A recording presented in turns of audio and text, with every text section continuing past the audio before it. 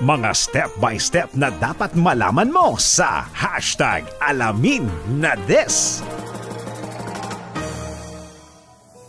Halos lahat na yata ng pangangailangan ng tao, maaari nang ibigay ng mga online application.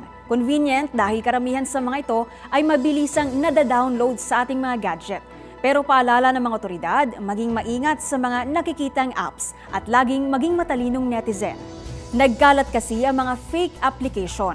Sa unang tingin ay mukhang lehitimo ang mga app na ito. Pero ang totoo, isa pala itong modus o scam. Ang ilan sa fake apps, maaaring magpakita ng maraming ads o maaaring makapag-install ng malware o virus sa iyong gadget.